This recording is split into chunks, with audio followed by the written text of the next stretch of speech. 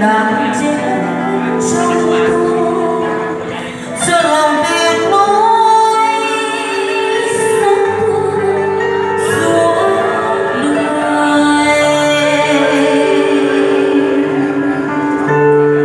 nhắm mắt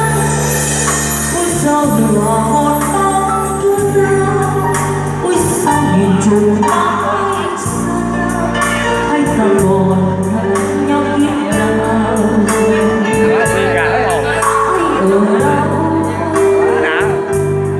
đêm mơ có cơn mưa rừng buồn đêm mãi nhắm mắt chỉ thấy một chân trời tím ngắt chỉ thật lâu nhớ những chân ngất và tiếng hát và nước mắt đôi khi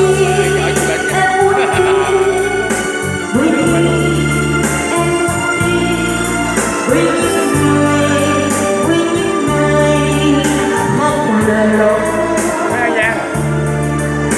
một mình.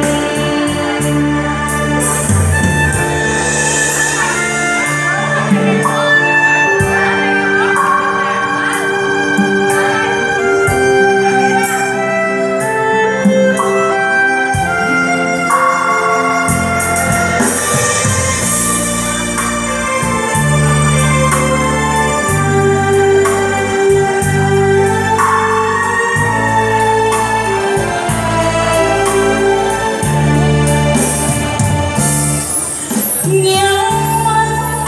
cho tôi tìm một thoáng xưa cho tôi về hôn em cho tôi gặp người xưa hay chỉ là